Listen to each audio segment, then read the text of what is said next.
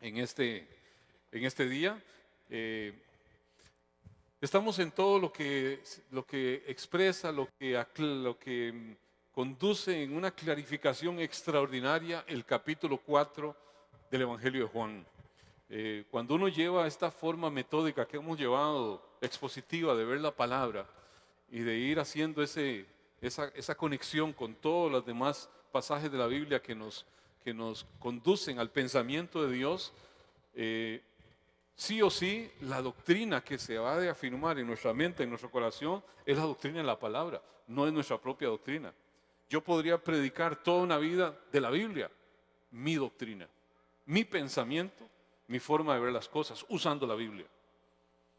Pero cuando yo me dedico a predicar de forma consecutiva libros completos de la Biblia, no puedo evadir temas que están allí y que en otra condición no los predicaría porque no son lo que yo creo, lo que yo acepto, lo que yo conozco.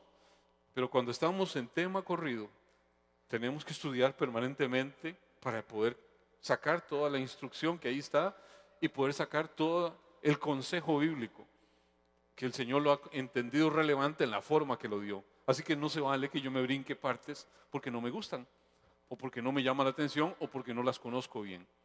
Entonces, esa es la virtud que tiene el tener una exposición de libros completos de la Biblia. Bueno, estamos hace ya varios días en el Evangelio de Juan, en el capítulo 4, ya avanzamos algo y, y estamos en un pasaje que encierra una diversidad de enseñanzas extraordinarias. Ese pasaje de una mujer samaritana que viene al pozo de Jacob, donde el Señor justamente está en ese momento. Dice la palabra, cansado del camino, él quedó allí, esperó para algo, una cita divina que el cielo había preparado para ese momento, y se da una serie de interacciones con esa mujer, eh, en la que el Señor le hace ver que su necesidad, le dice, dame agua. Ella se extraña porque le está pidiendo agua.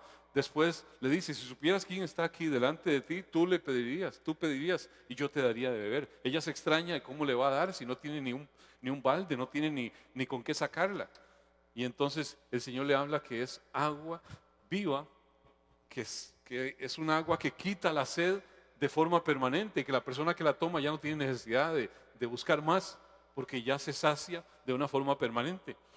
Ella quiere esa agua, salta inmediatamente, le llama la atención eso, y él le dice, bueno, trae a tu esposo. Toca algo en el cual ella trata de evadir y dice, no tengo esposo. Ella le dice, sí, lo has dicho con justicia, porque 5 esposos has tenido y el que tienes ahora no es tu marido. Y entonces la confronta inmediatamente con su condición espiritual, que es lo que el Señor está haciéndole ver, cuál es la condición espiritual de ella. Si no hay una convicción del estado espiritual, no hay convicción de pecado. Le va a decir usted a alguien que goza de todo el bienestar, que Dios viene para salvarle, y si no entiende la condición en que está, dice, ¿de qué me va a salvar? ¿Cómo vivo yo? Vea cómo estoy. Y pensamos que ese bienestar económico o material es equivalente al favor de Dios, y eso ha sido un error terrible que ha apartado un sector como que no necesita de Dios, y hay otro sector que sí necesita de Dios. Y tenemos que entender que este mundo todo, absolutamente todo, está enfermo de una enfermedad letal. Pero Cristo Jesús, por su obra en la cruz, por sus llagas, ha venido a sanar. No de esta gripe y de aquella cosa y del coronavirus. Y por cierto, no he visto gente, predicadores de la fe, sanando coronavirus y cosas de esas. No se ve en el tiempo presente, ¿verdad? Pero bueno, son cosas que Dios nos está mostrando, son cosas que Dios nos está revelando. Y tenemos que entender que la sanidad obedece a algo más profundo. Es la sanidad letal de nuestra condición caída.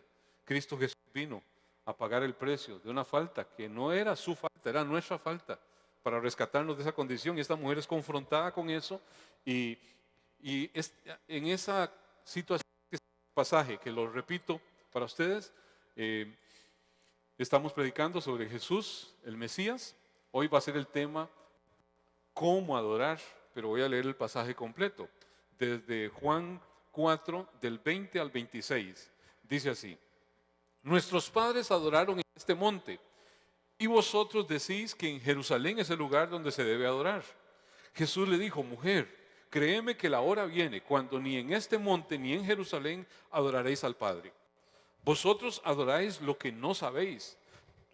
Nosotros adoramos lo que sabemos, porque la salvación viene de los judíos. Mas la hora viene, y ahora es, cuando los verdaderos adoradores adorarán al Padre en espíritu y en verdad. Porque también el Padre tales adoradores busca que le adoren.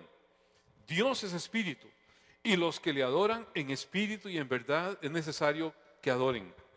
Le dijo la mujer: sé que ha de venir el Mesías, llamado el Cristo. Cuando Él venga, nos declarará todas las cosas. Jesús le dijo: yo soy el que habla contigo. Una palabra que mencionábamos que tiene una cantidad extraordinaria de detalles que clarifican muchos aspectos allí. Dime.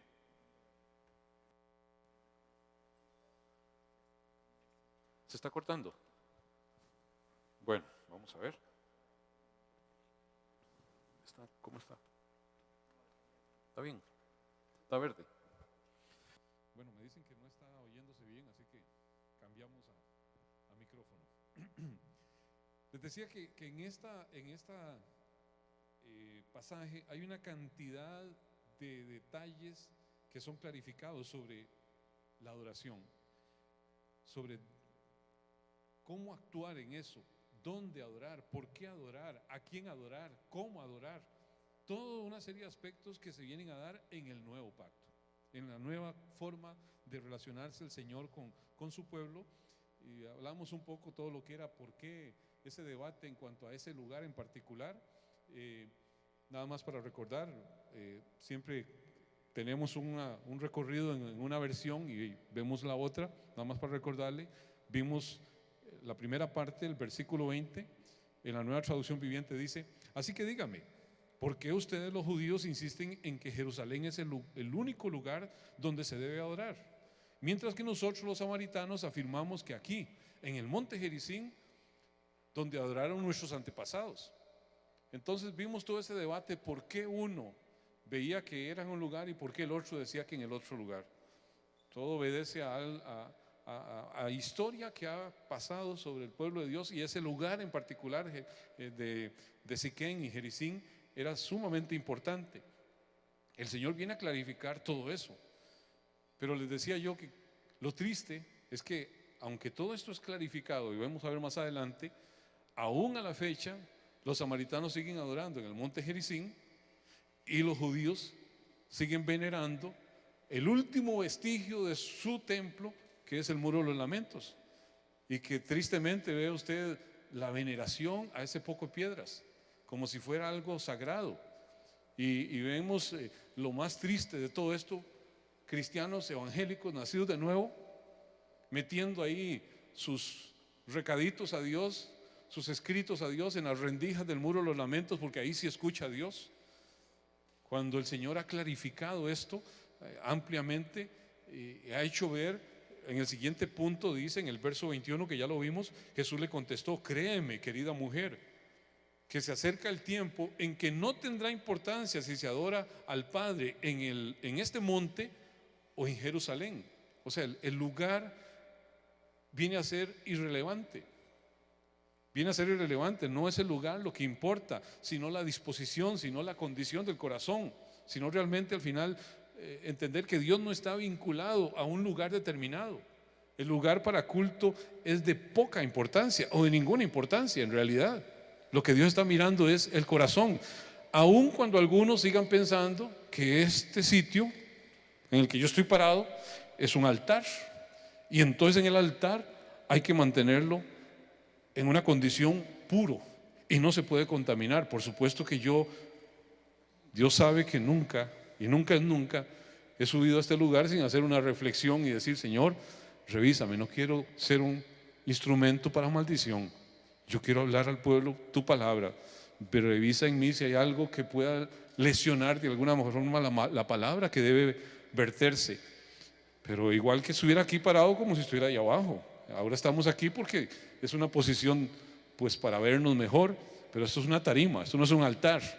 La Iglesia Cristiana Evangélica le ha pretendido llamar altar a esto, casi que arrastrando un concepto católico romano que llama altar al lugar donde hacen un repetido sacrificio, que es el concepto de misa. Nosotros no hacemos sacrificios. El sacrificio fue único, definitivo y verdadero, y se cumplió y nunca más. Es un sacrificio para todos los tiempos. Así que este lugar es un lugar que sencillamente tiene un uso muy particular en el momento en que los santos están aquí, y es de verse con reverencia mientras los santos estamos aquí, pero una vez que no estamos aquí, es un edificio que se puede usar para cualquier otra cosa.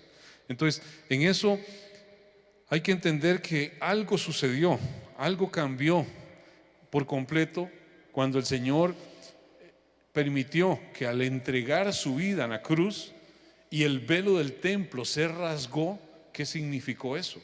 Cuando Cristo entregó su espíritu y dijo: consumado es, la tierra tembló, todo se estremeció y el velo del templo se rasgó de arriba abajo. Algo que vino a marcar un concepto completamente diferente en la forma de adoración. El concepto de templo físico dejaba de una vez y para siempre de ser aquello en el cual el pueblo llegaba a un sitio a venerar a Dios, a entender que allí estaba su presencia. El Señor abrió un camino para que entre cualquier persona de cualquier nación, de cualquier lugar, en cualquier sitio, sencillamente porque ahora el camino tiene un nombre, y ese nombre se llama Jesucristo. Él es el camino, Él es la verdad, Él es la vida. Solamente hay salvación. No hay ningún otro nombre dado a los hombres en el cual podamos ser salvos. Solamente Cristo Jesús. Y entonces tenemos esa libertad.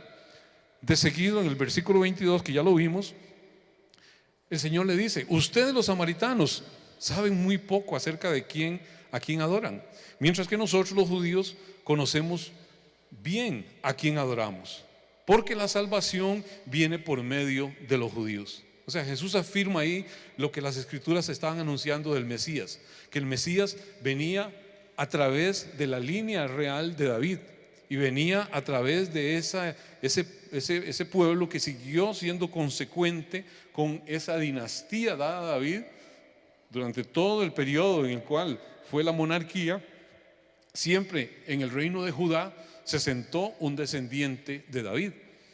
En el reino del norte, que era el reino llamado el reino de Israel, que fue donde después se estableció Samaria y demás, ahí fue una rotación permanente de quien estaba reinando, y no se siguió una sucesión monárquica. Pero en el reino del sur sí se estableció eso. Después vamos a ver con más detalle. Y entonces aquí lo que el Señor está haciendo ver es que esa salvación, esa liberación de la culpa, esa de la corrupción, del estado en que el hombre estaba, de la condición de pecado, Dios la concede a su pueblo como mérito de la obra redentora de Jesucristo, el Mesías. Y es lo que conecta ahí, y que ese entendimiento lo tienen bien clarificado los judíos antes que los samaritanos, que es parte de lo que Dios habló a los patriarcas. Bueno, prácticamente ahí fue lo que predicamos el domingo pasado. Para seguir con la instrucción, vemos ahora el cómo adorar. Ya entendimos ahí que estaba refiriéndose dónde adorar, cualquier lugar, a quién adorar, a ese Mesías que vino en una condición donde el Verbo se hizo carne y habitó entre nosotros. Y si uno entiende claramente quién es Jesucristo, tiene sobrada razón, entendimiento para adorar. Ahora viene cómo adorar, que es justamente lo que viene a clarificar. Aquí se hace una aclaración que es lo que se determina bajo este nuevo pacto, que viene a cambiar por completo la manera de entender, de relacionarnos con Dios, y hace una revelación extraordinaria sobre quién es el que está allí. ¿Quién es el que está allí al frente de esa mujer? Dice el verso 23 y 24 de la Nueva Traducción Viviente: pero se acerca el tiempo, de hecho ya ha llegado, cuando los verdaderos adoradores adorarán al Padre en espíritu y en verdad. El Padre busca personas que le adoren de esa manera, pues Dios es espíritu. Por eso todos los que le adoran deben hacerlo en espíritu y en verdad. O sea, la adoración va a ser reemplazada en su forma porque el tiempo ya ha llegado. Hay un tiempo que allí está porque Jesucristo está presente. Porque en ese momento algo está transformando. Aquí viene a detallarse el cómo, el qué, adorar, el qué de esa adoración, perdón, y cómo esa adoración debe ser algo interno, debe ser algo que no es en conformidad con cuestiones externas de una ceremonia, de unos rituales como era hasta ese momento, sino que viene a ser algo que sale del corazón, que es producto de esa regeneración que el Señor viene a hacer por su Santo Espíritu en el corazón de cada uno de los nacidos de nuevo, en el interior de cada uno. Como le dijo a Nicodemo, el que no nace de nuevo, fue el término que usó con Nicodemo. A la mujer samaritana acaba de decirle, el que no bebe de esta agua viva, le hace ver que no, que es el medio a través del cual puede otorgarse eso. Y ambos conceptos, tanto el nacer de nuevo como el agua viva, son cosas que propicia Dios. Y lo hace de una manera soberana. Y aquí es muy importante entender qué es adorar. ¿A qué se refiere la palabra cuando habla de adorar? Porque inmediatamente cuando pensamos en adorar, usted piensa aquí y piensa a gente que es llamada a tocar un instrumento o a cantar, y como que el resto somos dirigidos por los adoradores. Pero eso es algo que de pronto se nos mete aquí de una forma curiosa, y gloria a Dios por la gente linda que Dios pueda tener aquí para conducir al pueblo en tiempos de adoración. Pero a veces circunscribimos todo eso a ese momento en particular, a ese periodo inicial donde hay unos cánticos y pensamos, eso es adoración. Quiero llevarles por la palabra para que entendamos bien este concepto. Y hay una palabra que es sumamente reveladora. Filipenses 3:3.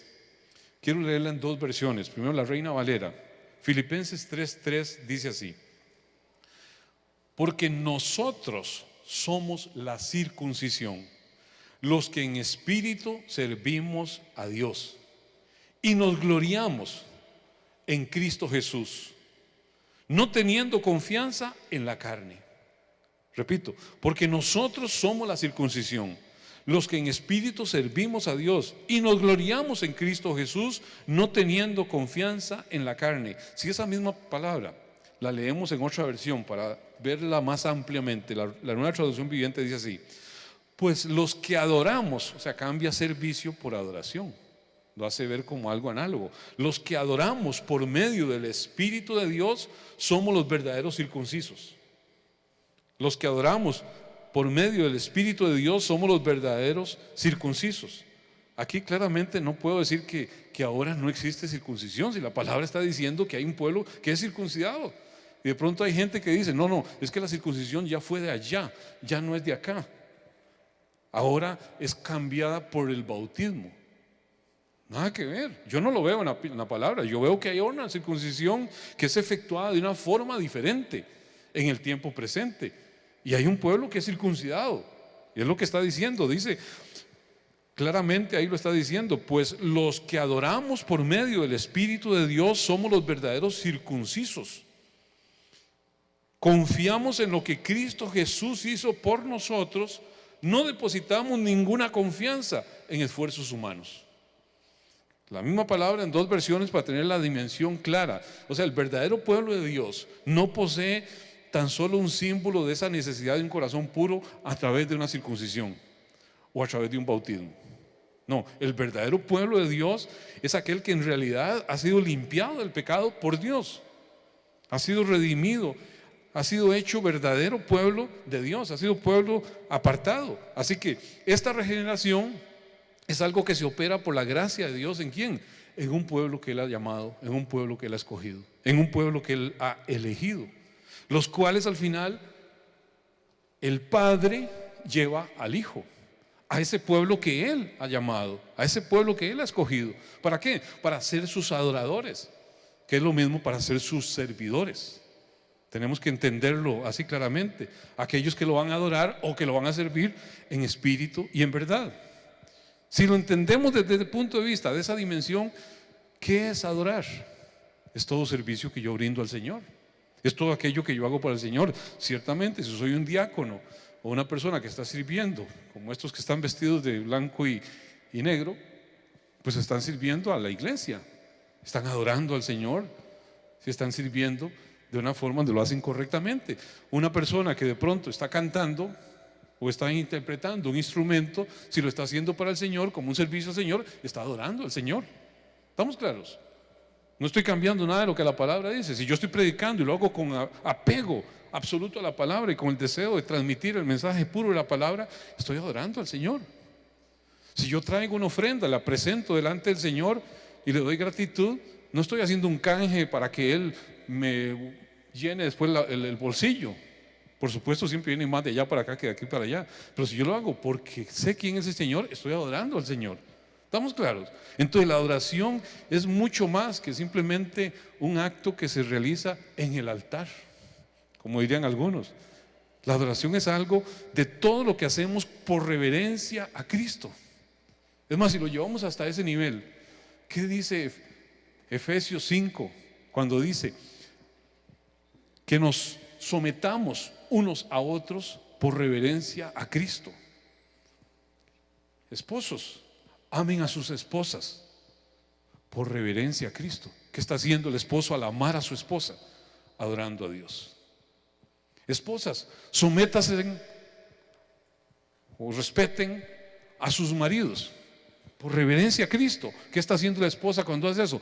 Adora a Dios. ¿Qué hacen los hijos cuando obedecen a sus padres? Por reverencia a Cristo, adoran a Dios. Todo lo que hagáis, hacedlo de corazón para el Señor. Si usted lo está haciendo para el Señor, por servicio al Señor, ¿qué está haciendo usted? Adorando al Señor. Estamos claros de la amplitud de la adoración y el entendimiento de todo lo que significa. Esto no puede hacerse sin corazones regenerados. Esto no puede hacerse sin ser un pueblo realmente que ha venido a Cristo Jesús. Vea lo que dice Juan capítulo 6, verso 44. Dice así: ninguno puede venir a mí si el Padre que me envió no le trajere, y yo le resucitaré en el día postrero. Pónganle atención a la dimensión de esta declaración. Nadie puede llegar a Cristo si no es que el Padre lo lleva a Cristo. No es un asunto de que yo quise, es que yo tengo fe, es que a mí no, es que cuando yo he sido una buena persona. No, nadie viene a Cristo si no es porque el Padre lo lleva. Aquí las Escrituras claramente advierten que nuestra naturaleza humana caída no posee el famoso libre albedrío, porque no va a llegar a Cristo, no tiene libertad para hacerlo. Es más, su inclinación pecaminosa le dice: aléjese, ninguno. No hay ni uno solo que busque a Dios. Todos se han desviado, aún se hicieron necios. Romanos 9. Entonces, ¿a quién le creo yo? ¿A la palabra? ¿O a la ocurrencia de pronto de que yo tengo la determinación de mi vida futura? Claramente las Escrituras hacen ver que todos estamos bajo una condición de esclavitud. Todos estamos bajo esa situación. Hay una depravación de cada una de las áreas de nuestra vida y somos incapaces de creer en Dios. No tenemos la facultad de hacerlo si no es por una acción de Dios que nos trae a Cristo Jesús. El Padre nos trae a Cristo de una forma selectiva, de una forma eficaz. Cuando se produce eso, es totalmente, produce el efecto esperado cuando Dios atrae a uno a Cristo Jesús, sobre aquellos a quienes Dios ha escogido de forma soberana para que alcancen salvación. De modo que la salvación fue y será un regalo de Dios. ¿Usted lo cree así? Yo lo creo porque es lo que la palabra dice. Es por gracia que sois salvos, por medio de la fe. Es que yo tengo fe, ¿ve? Por eso. No. Y eso no es de vosotros. Esa fe no es suya, es un don de Dios. No por obras, para que nadie se gloríe. Así que si usted y yo estamos en Cristo Jesús y podemos ser parte de esos adoradores que el Padre busca, es por la gracia del Señor. Es por la misericordia del Señor. Es por el amor que Dios ha tenido. Esto es algo propio de la iglesia. Es algo exclusivo de la iglesia. La iglesia es llamada en su comisión ¿a qué? A buscar aquellos adoradores, aquellos que han de ser regenerados, La iglesia es llamada a eso, la iglesia es la apartada, la iglesia es aquella que es bautizada por la obra del Espíritu Santo en el nuevo nacimiento. Esa es la acción que Dios hace sobre cada uno de los redimidos. Es algo importante, de hecho, que yo debo clarificar a través de la palabra, no lo que yo pienso, no lo que yo creo. Es que mucha gente dice, es que a mí no me parece, yo no creo que sea así. Usted podrá creer lo que quiera, el asunto está qué dice Dios. Y ese es el asunto, ese es el problema. Ponemos a Dios en tú a tú, en lo que yo pienso y en lo que Dios dice. Y ahí, amados, la salvación y la obra de redención y lo que Dios ha hecho es locura para el mundo, es locura para todo aquel que no lo ve desde un ámbito espiritual, que es como tenemos que entenderlo de acuerdo a la palabra, de acuerdo a lo que el Señor ha hecho. Y esto ha suscitado muchos mitos, mucha confusión, y le doy otro pasaje que clarifica todo este concepto, porque conecta servicio con circuncisión, con adoración. O sea, aquellos que son realmente extirpados de una condición pecaminosa y son capacitados para poder servir en espíritu y en verdad. Ve lo que dice Colosenses capítulo 2, verso 11. Me gusta cómo lo expresa mucho la Nueva Traducción Viviente. Colosenses 2, 11 dice así: cuando ustedes llegaron a Cristo, fueron circuncidados. Algunos dicen, no, es que ya ahora no, la circuncisión no tiene, ahora se sustituye por el bautismo, dicen algunos. ¿Dónde dice eso? Cuando ustedes llegaron a Cristo, fueron circuncidados, pero no mediante un procedimiento corporal. Cristo llevó a cabo una circuncisión espiritual. Ahí lo está diciendo claramente. La circuncisión se practica ya no de forma física, corporal, sino de una forma espiritual. Cristo la llevó a cabo. Es decir, les quitó la naturaleza pecaminosa. Pues ustedes fueron sepultados con Cristo cuando se bautizaron. ¿A qué bautismo se refiere? ¿Se refiere al bautismo en agua? ¿O se refiere a aquel bautismo que es que el Espíritu Santo venga a mi vida porque yo me he hecho una unidad con Cristo? Porque he entendido quién es Cristo. Por supuesto que está hablando de términos espirituales.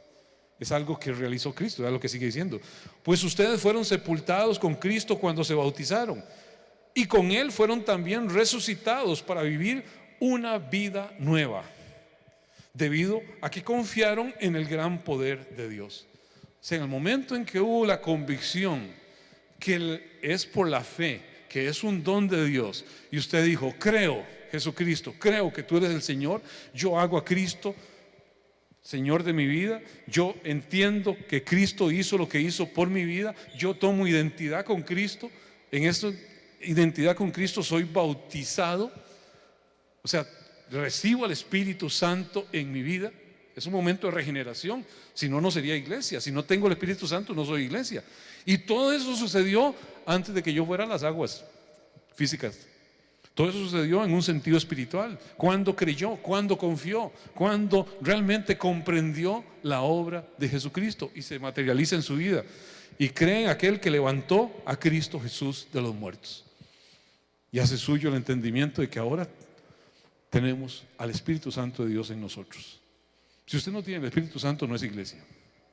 Algunos dicen, no, es que si no habla en lenguas no tiene el Espíritu Santo. Inventos de hombres, eso no es lo que la palabra de Dios dice. Si nosotros no tenemos el Espíritu Santo, no somos pueblo de Dios, no somos iglesia. Y eso es algo que lo opera Cristo en la regeneración. El nacer del agua y el Espíritu es un acto espiritual que lo hace Dios de una forma total, completa y absolutamente soberana sobre los elegidos, sobre los llamados. Los judíos depositaban su confianza ¿en quién? En el hecho de haber sido circuncidados, en el hecho de que eran descendientes de Abraham, en que cumplían las ceremonias, en que toda esa serie de asuntos de la ley mosaica los cumplían, pero nada de eso podía salvarlos, nada de eso, porque la ley no salva, la ley simplemente manifiesta, dibuja el pecado, señala el pecado. Eso es lo que la ley al final sirvió, para manifestar el pecado, para manifestar mi impotencia y mi necesidad de la suficiencia absoluta del Señor. La salvación, en la salvación los creyentes son sometidos a esta circuncisión que la palabra está diciendo, una circuncisión espiritual que la la ejecuta Cristo cuando echa de nosotros el cuerpo pecaminoso carnal. De nuevo, lo realiza Cristo, no lo hago yo, lo hace Cristo. Este es el nuevo nacimiento que produce una nueva criatura justamente en ese momento de la conversión. Y aquí es donde se hace bautismo espiritual, todo obra de Cristo. O sea, Dios nos da el Espíritu Santo y en ese momento yo soy pues bautizado en el Espíritu Santo. Algunos dirán, si hablo en lenguas o no hablo en lenguas. No es lo que dice la palabra. En realidad, si yo creo en Cristo y lo he hecho Señor de mi vida, el Espíritu Santo viene a mi vida. Y ese es el bautismo del Espíritu. Entonces, en ese momento, yo soy circuncidado, soy sumado a. La afirmación externa de esa transformación que ya fue operada en el interior nuestro, esa confirmación externa, ahora por el bautismo del creyente en agua, es algo que viene a significar algo. O sea, yo me voy y me bautizo en agua. ¿Por qué? Porque el Señor me lo ordenó. Porque el Señor me lo hace saber que yo lo haga. Él mismo lo practicó, Él mismo lo realizó. Y yo voy y lo hago. ¿Y qué es lo que está significando eso? Está significando justamente lo que la palabra hace ver que el bautismo significa: salvación. Hace ver claramente. Algunos de pronto lo ubican y dicen, no, es pacto. Amados, yo lo veo como un uso ajeno a la palabra, sinceramente. Yo en la palabra lo que miro es bautismo conectado con salvación, nueva criatura, nueva creación. Las cosas viejas pasaron, todas son hechas nuevas. Aquel que es regenerado, aquel que es completamente transformado. El Señor, por su obra en la cruz, vino y dio un golpe de timón, dio un cambio completo en la verdadera adoración que es demandada para el pueblo del Señor. Él vino y cambió completamente nuestra inclinación. ¿Por qué adoramos? ¿Cómo adoramos? Isaías, la palabra lo había predicho, lo había profetizado. Hay una palabra que es muy denunciante de eso, que es Isaías 29:13. Isaías 29:13, la nueva versión internacional, dice así: el Señor dice, este pueblo me alaba con la boca y me honra con los labios, pero su corazón está lejos de mí. Su adoración no es más que un mandamiento enseñado por hombres. Por eso, una vez más, asombraré a este pueblo con un prodigio maravilloso. Perecerá la sabiduría de los sabios y se esfumará la inteligencia de los inteligentes. La Reina Valera dice, los asombraré con un prodigio grande y espantoso. Ni más ni menos que hace ver que los rituales mecánicos, sin una conexión espiritual, al final de cuentas no acercan a nadie a Dios. No hacen nada en función a eso. El pueblo simplemente hacía cosas como mandamientos aprendidos, como instrucción que le había dado, pero no brotaba de sus corazones. Aquí Jesús, Él empleó esta misma palabra. Si ustedes van y buscan en Marcos 7, 6 y 7, usa exactamente esa palabra de Isaías para hacer ver toda esa serie de ritos que los fariseos exigían al pueblo, pero simplemente era algo que era ajeno. Dice, me honran con sus labios, pero su corazón está lejos de mí. Pues en vano me honran, enseñando mandamientos de hombres. Y era lo que había caído toda la religión judía.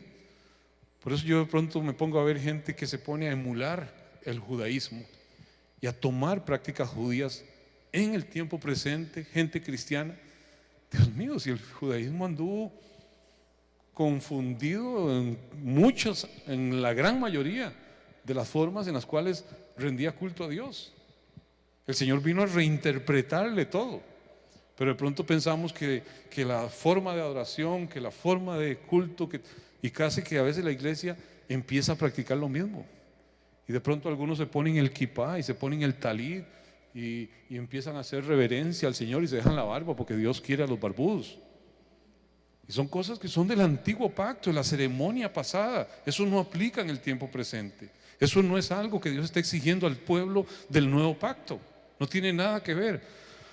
Aquí hace una clara indicación de que esa obra real, definitiva, verdadera, que es la que trae salvación a los que van a creer de corazón en Cristo Jesús.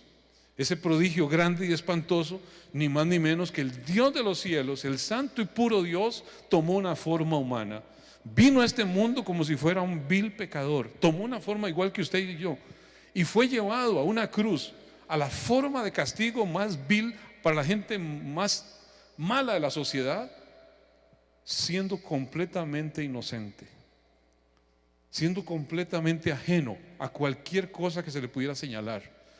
Un prodigio ciertamente grande y espantoso. Como dice aquí, un prodigio maravilloso.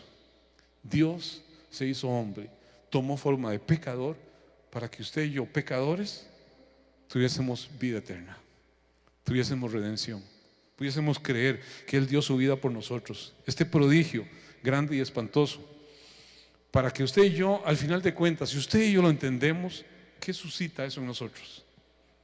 Señor, ¿qué no haría yo si tú vienes a este mundo? ¿En qué forma no manifestaría mi afecto por ti, Señor? O sea, no puedo ni pensar qué podría. Vino y está sentado ahora a la diestra del Todopoderoso. Pero cuando usted y yo comprendemos eso, ¿qué viene a suceder en nosotros? Amados, el que nos constituyamos en adoradores, que adoramos en espíritu y en verdad a Dios en todo. Todo servicio en el cual entendemos que lo hacemos para el Señor es adoración. Todas y cada una de las formas en las cuales yo puedo entender que lo hago por reverencia a Cristo es adoración. Así que la vida nuestra cambiaría radicalmente. Y no pienso que adoración es cuando la música bajó y entonces todos levantamos las manos y ponemos el radar y empezamos a ver si siento o no siento. No, adoración es un estilo de vida, de servicio a Cristo, de rendición a Cristo, de amor por Cristo, de comprensión de la obra consumada en la cruz. Solo por el Espíritu Santo, en conexión con nuestro espíritu, podemos nosotros dar una adoración en espíritu. Solamente así. No es un hombre al cual usted y yo adoramos, a un hombre que se perfeccionó, como presentan algunos grupos el entendimiento de Dios o el ser superior, y piensan en un concepto gnóstico de una evolución espiritual, y que de pronto hubo un ser que fue evolucionando en diferentes estadios hasta llegar a una plenitud, y que todos al final nos vamos a fundir con ese ser superior por nuestro logro. Eso es lo que piensa el gnosticismo, eso es lo que piensa el hinduismo, eso es lo que piensa un montón de religiones. Pero no es lo que la palabra de Dios dice, sino que Él es el Espíritu eterno, el Dios digno de toda adoración, el creador de todas las cosas. Dios es Espíritu. Y los que le adoran en espíritu y en verdad es necesario que le adoren. La palabra dice en 1 Timoteo 6:16, la Nueva Traducción Viviente: Él es el único que nunca muere y vive en medio de una luz tan brillante que ningún ser humano puede acercarse a Él. La dimensión del Dios eterno, el Dios Padre. Ningún ojo humano jamás lo ha visto y nunca lo hará. Que a Él sea todo el honor, el poder para siempre. Amén. Cuando usted ve eso y dice usted, es inalcanzable en todo el sentido por cualquier hombre pecador, es inalcanzable. Nunca nadie lo ha visto, nunca nadie lo podrá ver. ¿Y Jesucristo? Él es Dios. Amados, Jesucristo tenía un blindaje igual al suyo y al mío. Es como cuando usted mete una fuente radiactiva dentro de una urna de plomo para que no pase la radiación. El Señor vino en un blindaje de carne, de pecado, como usted y como yo. Vino en una condición como la suya y mía. Señor Jesucristo es la imagen visible del Dios invisible. Pero Dios, el Dios invisible en toda su plenitud, imposible de ser visto, imposible de ser alcanzado por ningún ser humano vivo. Habrá un momento donde estaremos cara a cara con Él y nos gozaremos delante del que es espíritu y verdad, y nos gozaremos por siempre. Pero esa adoración debe hacerse en todo momento en consecuencia con la verdad que Dios revela de Él mismo en la palabra. Yo no puedo hacerlo de forma que a mí se me ocurre así o a mí se me ocurre así. Debe ser en consonancia con la palabra. La adoración es en espíritu, la adoración es en verdad. ¿Qué significa eso? Yo debo tributar a Dios el homenaje en donde participo de todo corazón en lo que entiendo que a Él le pertenece, en lo que entiendo que Él es. Debo hacerlo en una completa armonía con la verdad que es revelada en la palabra del Señor. Yo no puedo adorar a Dios a mi manera sin entender lo que la palabra del Señor dice. Jesucristo dijo: yo soy el camino, yo soy la verdad, yo soy la vida. Jesucristo mismo dice: mi palabra es la verdad. Si yo quiero adorar a Jesucristo, tengo que hacerlo conforme su palabra. Yo no puedo adorar a Jesucristo y decir: no, voy a hacerlo a mi manera. No, tiene que ser conforme a la palabra del Señor. La adoración es plena en esa forma, se puede alcanzar solamente si yo estoy caminando en la verdad. Ese es de acuerdo a esa revelación que es dada en la palabra acerca de Jesucristo, como Él lo dice, como el Padre le instruyó, le mandó que Él comunicara. Cuando yo tomo la palabra que está contenida en la palabra, en la Biblia, por boca de los apóstoles, es la comunicación que el Padre dio al Hijo para que nos comunicara a los adoradores que adoramos en espíritu y en verdad. Jesucristo dijo: yo no hablo de mi parte, yo no digo las palabras que se me ocurren, yo hablo todo aquello que el Padre me dijo que dijera. Y entonces, ¿qué escribieron los apóstoles con una delegación dada por Cristo? Pues la palabra de verdad que hoy usted y yo seguimos para poder adorar al Dios Espíritu en verdad, en la forma en que Él dice. Debe ser dirigida esa adoración para ser realmente a Dios según esas escrituras, según lo presentan como la revelación y el entendimiento de la obra consumada de Cristo a favor de cada uno de nosotros. Para poder realizarla, ¿quién la puede realizar? Qué bendición es poder entender que yo no me escogí a mí mismo, que el Señor me escogió a mí. Ninguno de los que está aquí puede decir: es que yo determiné y por eso soy creyente, nacido de nuevo. Es porque yo me lo propuse. Nadie convierte a nadie. El único que transforma corazones es el Señor. Y eso yo tengo que entenderlo. Dios eligió a un pueblo.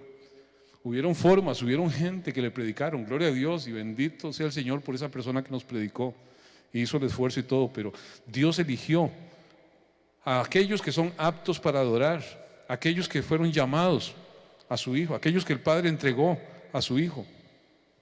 Y son solamente los que tienen el Espíritu Santo de Dios en sus vidas, porque nadie puede adorar en espíritu y verdad si no cuenta con el Espíritu de Dios guiando sus vidas. ¿Estamos de acuerdo en eso? Entonces solamente la iglesia puede hacerlo, y la iglesia tiene la comisión de ir y buscar y llamar y predicar y dar con todos esos adoradores. A veces pensamos que es un grupo tan selecto, tan escogido. No, todos aquellos que han de ser receptores del Espíritu Santo para poder adorar al Señor en sus vidas, en su actuación, en todo lo que hacen. Ahora lo hacen para la gloria del Señor. Ya no viven para sí, ahora viven para el Dios que los ha llamado y que los ha escogido, que dijo: mi hijo eres tú, mi hija eres tú, yo te escogí. ¿Qué podemos decir ante eso? Señor, ¿para qué soy útil? ¿En qué te sirvo, Señor? Es un privilegio llamarnos tus hijos, Señor. Yo no merezco nada.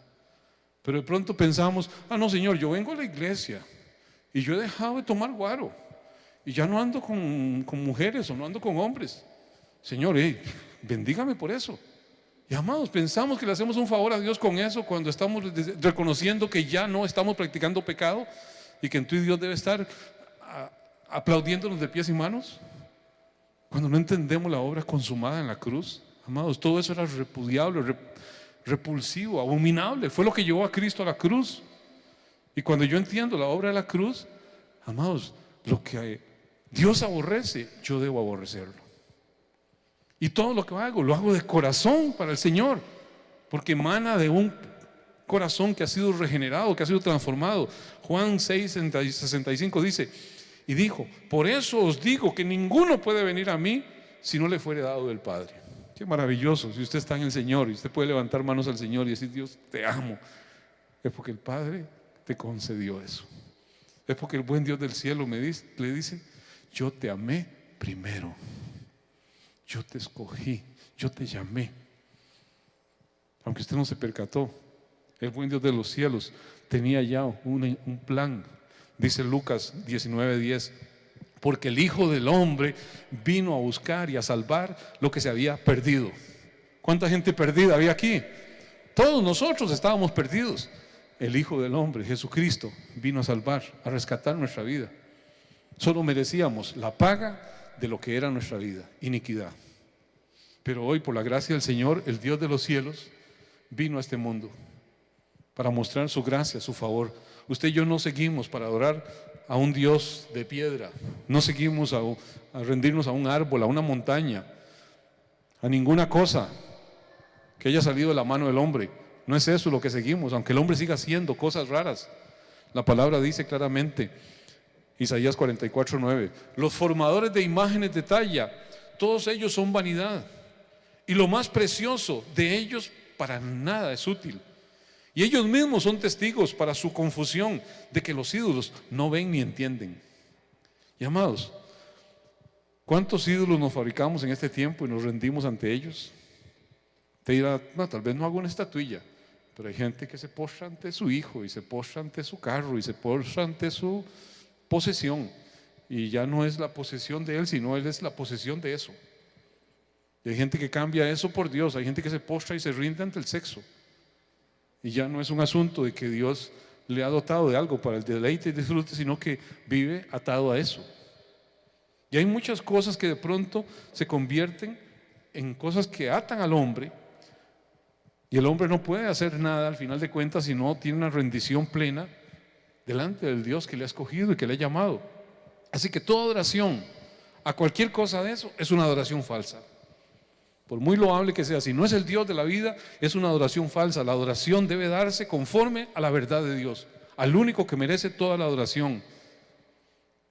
Dice la palabra en Hechos 17:24, y con eso voy terminando prácticamente. El Dios que hizo el mundo y todas las cosas que en él hay, siendo Señor del cielo y de la tierra, no habita en templos hechos por las manos humanas.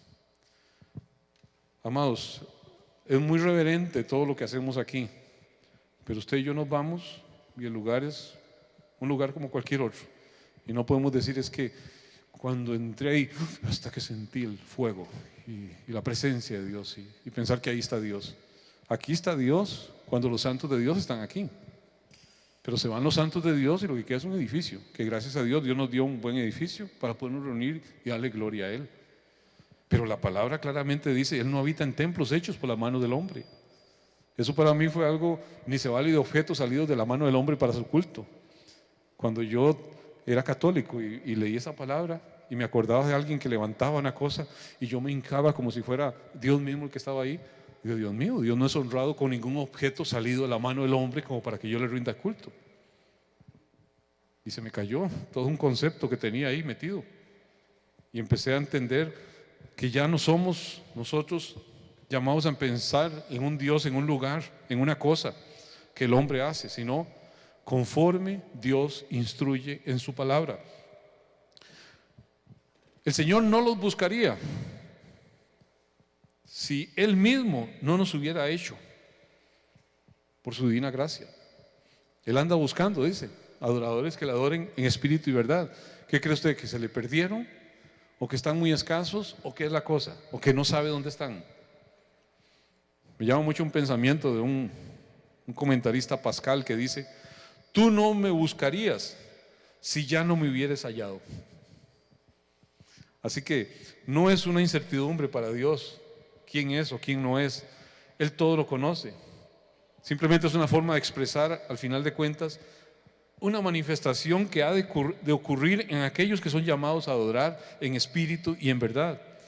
Aquí está expresando el anhelo de esas almas devotas que deben de tener, producto de la regeneración que han sufrido. Algo tiene que cambiar en nuestra forma de ver la vida. O sea, la salvación no es un asunto para que yo me vaya al cielo y que se mueran los feos. La salvación es un asunto para que toda mi área de servicio sea servicio para Dios. Y entonces toda mi vida es una vida de adoración. Es una vida donde todo lo que hago dice: es hijo de Dios, es hija de Dios. Como me visto, dice: es hijo de Dios, es hija de Dios. Todo lo que digo, expreso, habla de mi Dios. y de mi sometimiento a Dios.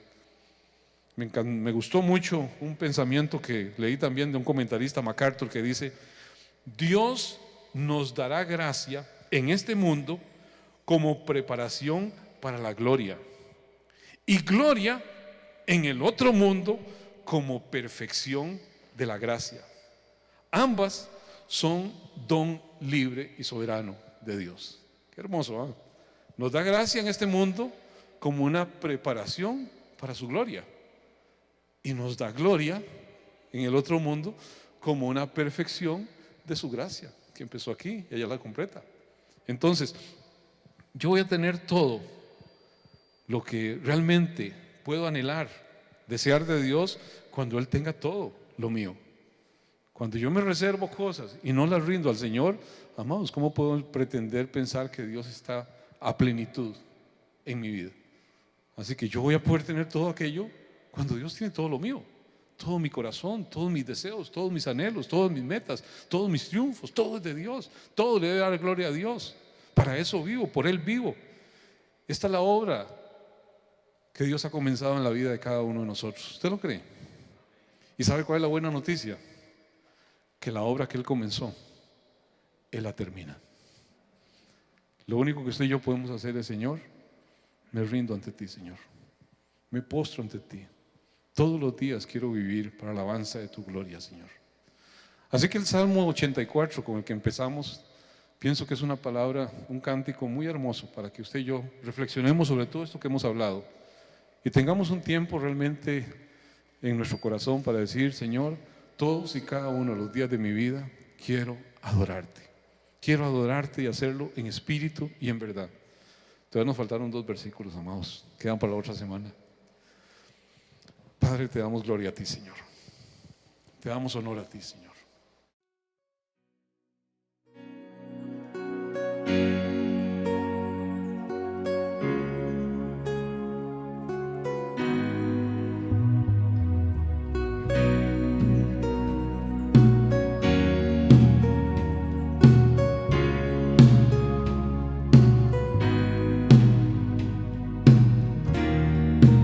Es mi delicia estar en tu casa.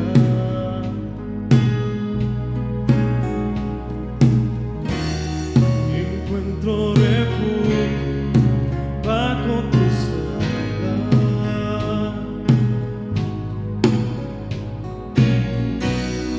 Dichosos se alaban los que contemplan tu gloria, tu gloria.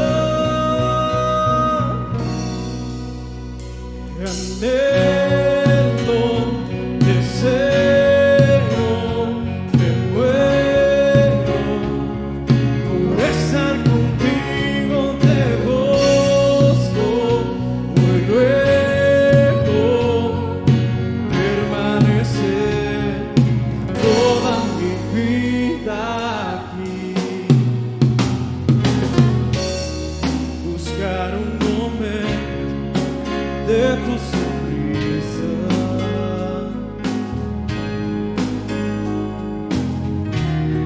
vale más que un tesoro, más que una vida.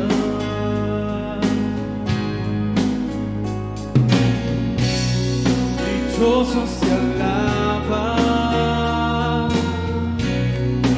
los que contemplan tu gloria, tu gloria. Anhelo, deseo, me muero por estar contigo, te busco, hoy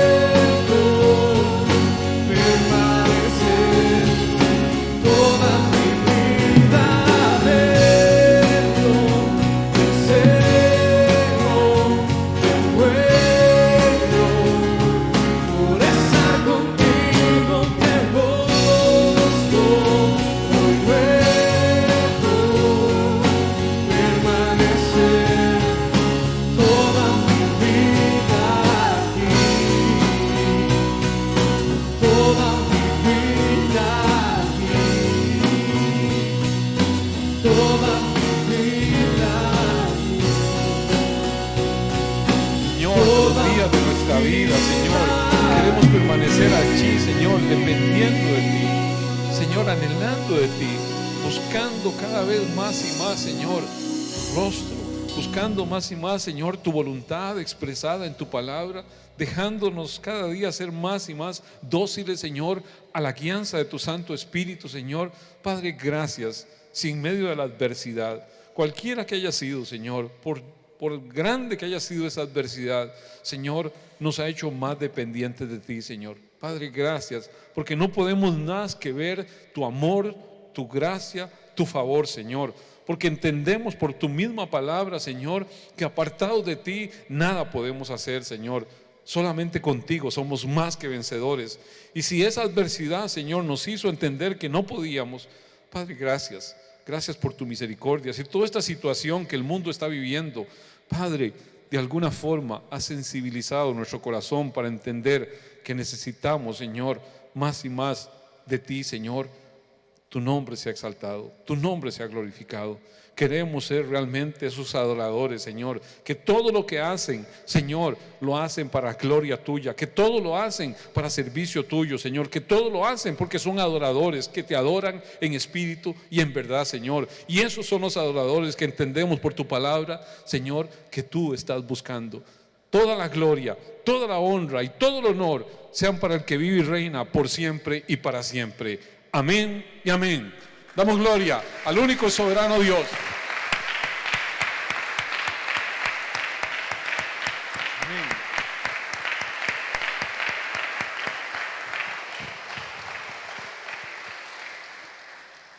Amados, eso lo he visto muchas veces. Gente que de pronto se lleva unos narizazos, pero de Padre y Señor mío.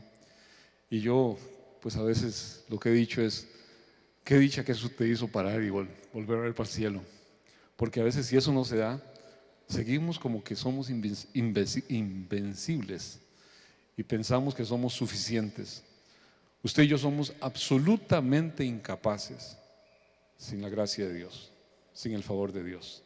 Y entre más rápido nos demos cuenta, mejor. Hay algunos que piensan que por tener, ya. La palabra dice: Señor, los has puesto en resbaladero. Sencillamente, solamente llegando delante del Señor, usted puede ver cuál es la verdad, cuál es la razón. Así que yo le animo a que no nos apartemos nunca de esta dicha, de esta gracia de poder estar juntos, reunidos en torno a su nombre, de poder escuchar su palabra, de poder orar delante de Dios, de poder encomendar al Señor cada una de las cosas de nuestra vida. Eso es adoración. Eso es lo que Dios espera. Un pueblo que se conduce diferente porque tiene un Dios diferente, porque respeta a un Dios diferente en todas y cada una de las áreas de su vida. Amén. Que Dios nos permita, amados, que Dios nos permita ser gente que realmente honramos a nuestro Dios delante de cualquier observador que nos esté mirando. Amén. Cuídense, se les ama mucho, cuídense por favor. A veces yo lo he dicho, sonó vacuna y todo el mundo dice libres. Amados, cuídense porque vea lo que está pasando en Estados Unidos, vea lo que está pasando en Europa. Hace días tienen la vacuna y no han llegado a niveles de mortandad como la que tienen ahorita, aún con esto. Y es algo que tenemos que hacerlo por el favor de aquellos, bueno, por ser sumisos a la autoridad. Yo sé que hay incluso iglesias donde se está hasta cantando en vivo y toda la cosa, y algunos dicen: pues ¿qué? Aquí lo hacen. Amados, si la autoridad dice que no lo haga, no se hace y punto. No podemos seguir a Dios yendo en contra de lo que la autoridad sanitaria en este momento establece. Antier salió que ya se permite el cántico en vivo en bares. Inmediatamente se suscitó un montón. William, uno que me llamó y me dice: salió eso, pero no vi toda la noticia. Y ahí uno piensa, si está en bares, ¿cómo no va a estar en la iglesia? Pero la noticia es en bares, en lugares abiertos, sin público prácticamente. De momento nosotros estamos metidos en un protocolo que nos va a ir dando ahí cierta apertura. Esperamos ver qué opciones se dan para poder nosotros tener la adoración en vivo y bueno, la alabanza y los cánticos en vivo, y que podamos nosotros, aunque sea con la mascarilla, pero bueno, todos son formas de que nos vamos exponiendo a un mayor riesgo. Por eso las reuniones son cortas, para no durar en un lugar mucha gente, que vayamos saturando el ambiente si hay alguien que está infectado. Esperamos que ninguno lo esté, pero nadie a veces lo sabe, si se da cuenta hasta después de qué.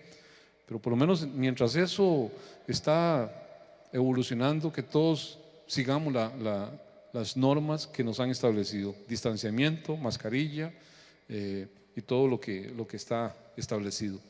Les decía, hay una serie de calendarios allá afuera, para que usted se lleve los que considera que puede hacer llegar a una persona.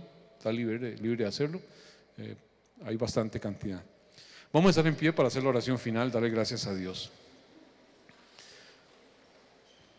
Padre, si algo anhelamos, si algo deseamos, es estar contigo todos los días de nuestra vida.